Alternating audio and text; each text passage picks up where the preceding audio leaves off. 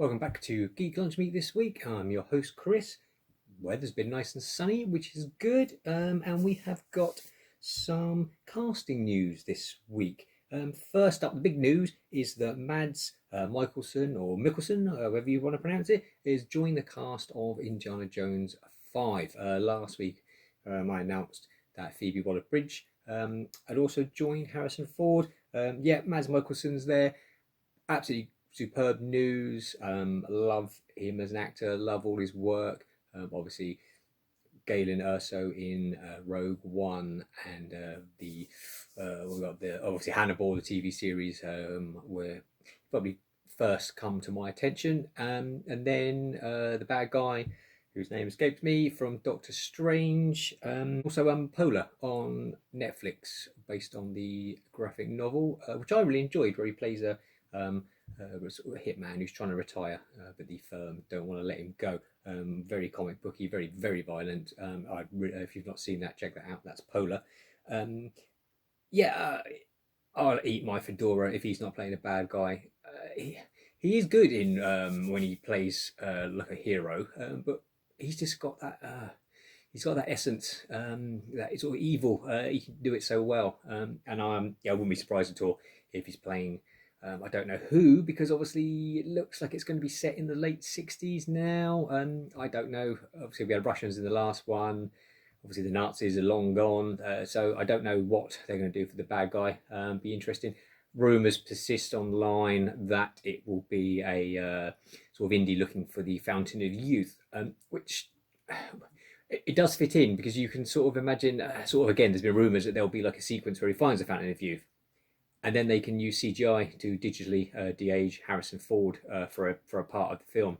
So, or just complete speculation. It does sound though like something they would do. So be interested to see. It depends if they do go that route. It depends how depends or how well they do it. There's been some really good CGI de-aging.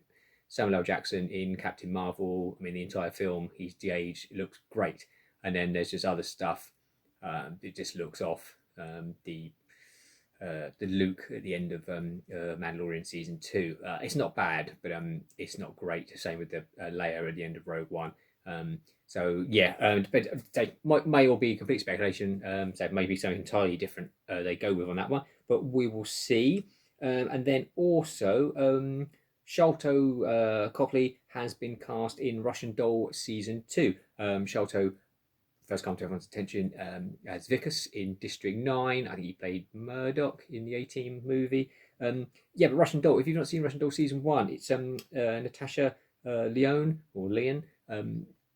It's sort of a Groundhog Day for adults. It's her birthday, and she keeps dying and reliving the same day. Very dark comedy. Absolutely fantastic. And that's getting a season 2 on Netflix. So if you've not seen season 1, definitely check that out. And then also Gabriel Luna has been cast in The Last of Us. He played Ghost Rider in the Marvel Agents of S.H.I.E.L.D. series, and he's going to be playing Joel's brother in the show, based on the video game, post-apocalyptic fungus-infected people, sort of zombie type things. Pedro Pascal is playing Joel, the lead. Bella Ramsey's playing Ellie as well. So I say Gabriel Luna has been cast in that. He's also excellent. I think that's it for the casting news. We had the new trailer for Resident Evil Infinite Darkness, which is the new anime show which starts on Netflix in July. I'll put a link to that in the description below. Not to be confused with Resident Evil Welcome to Raccoon City, which is the live action reboot. I suppose it's a reboot, isn't it? Because they're sort of ignoring all the Mila Jovovich films. I think Infinite Darkness it's called.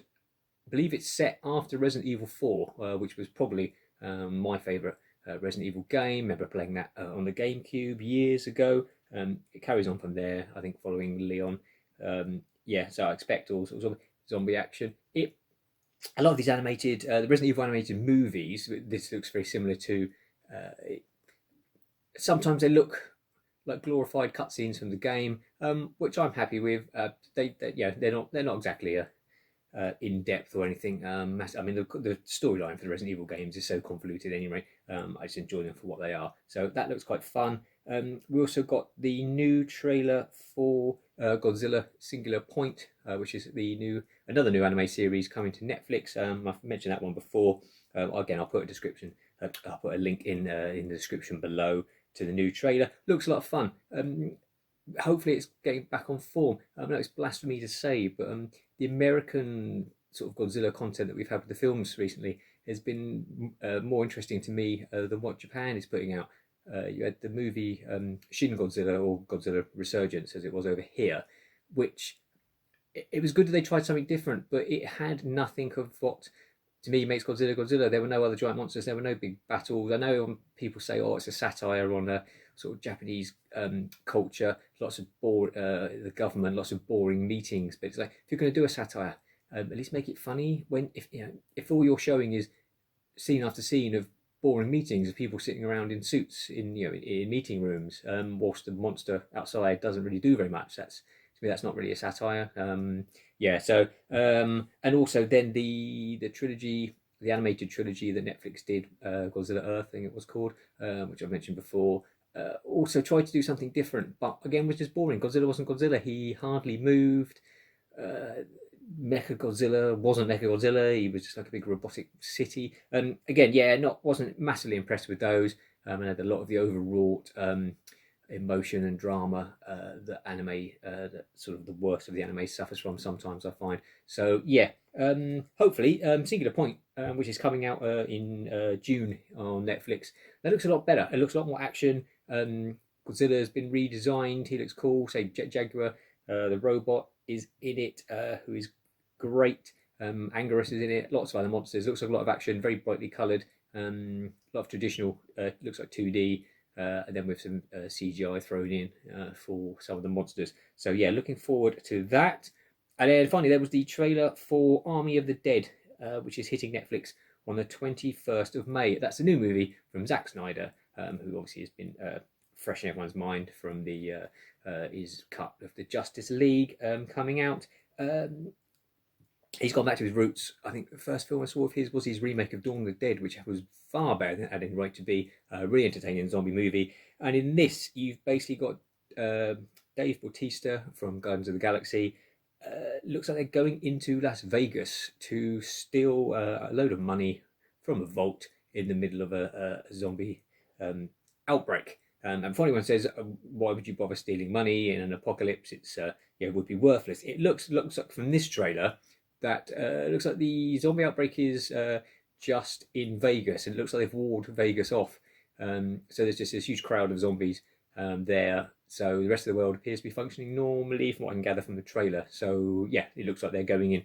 So it's like a heist movie chucked together with a zombie flick. It looks entertaining. It looks fun. There's an overabundance of CGI. Maybe it looks a bit like World War Z. You've got huge crowds of zombies. But then, when you're dealing with that, it's always going to be CGI. But it looks quite comic booky. It looks got a good feel. It's got a zombie tiger in it. Turns up at the end of the trailer. That definitely could be fun. So that's 21st of May on Netflix, and I'll definitely be checking that out. That's about it this week. Don't forget, Falcon and the Winter Soldier is its last episode next Friday, which if you've watched it, you'll know it's very solid. It's like chalk and cheese to WandaVision. It's much more straightforward. It's very much more a sequel to what they were doing with the Winter Soldier and Civil War, sort of carrying on that story with Cap's legacy and the Shield. And Wyatt Russell is absolutely killing it as John Walker, who becomes the new Captain America. He is Kurt Russell and Goldie Hawn's son.